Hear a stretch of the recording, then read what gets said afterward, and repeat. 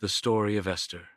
For such a time as this, she was never meant to be a queen, at least, not in the eyes of men. No royal blood ran through her veins. No armies waited at her command. She was an orphan, a foreign girl raised in exile under the vast shadow of the Persian Empire.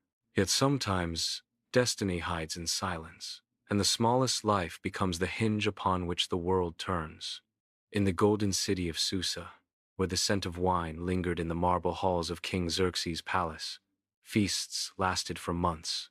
Nobles and warriors reveled under banners of gold and purple, while the king displayed his might with careless pride. But one queen's refusal shattered that splendor. Vashti, beautiful and bold, defied the king's order to flaunt herself before drunken guests. Her courage cost her a crown, but in the void her defiance left behind something greater, stirred something unseen. When Vashti was cast aside, a decree went forth: gather the empire's most beautiful maidens, that the king might choose a new queen. From far-off corners from India to Ethiopia they came. Among them a quiet young woman named Hadassah, known to the Persians as Esther. She carried no dowry, only a quiet faith and a secret heritage. Her cousin Mordecai, who had raised her, warned her to keep her identity hidden. She obeyed.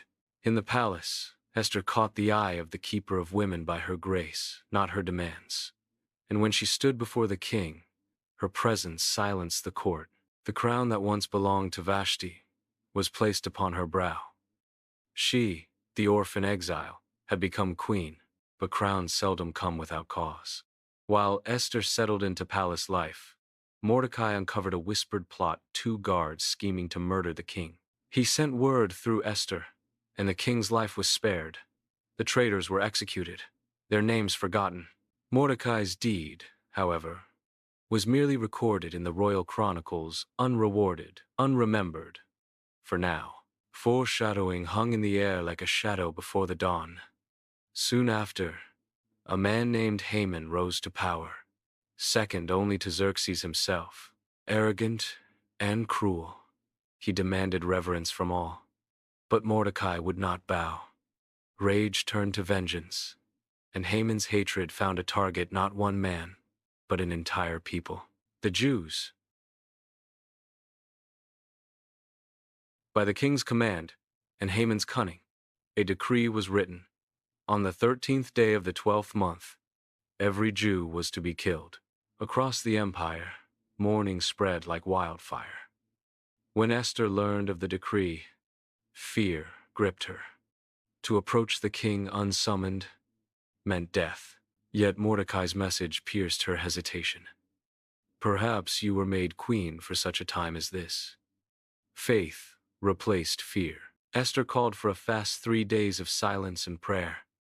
Then, robed in royal garments but armed only with courage, she entered the throne room uninvited. Time seemed to still.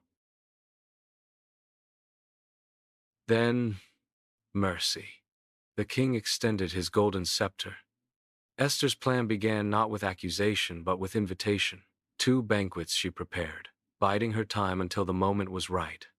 Meanwhile, the sleepless king sought solace in the royal records and found Mordecai's forgotten loyalty. In divine irony, he called Haman to his chamber and asked, what should be done for the man the king delights to honor? Blinded by pride, Haman described a parade worthy of himself: royal robes, the king's horse, a public proclamation. The king smiled. Do this for Mordecai the Jew. That night, Haman led his enemy through the streets, proclaiming his honor. By morning, his pride was ash and humiliation. At Esther's second banquet, the truth surfaced. With calm strength, she revealed her heritage and exposed Haman's plot. Fury consumed the king.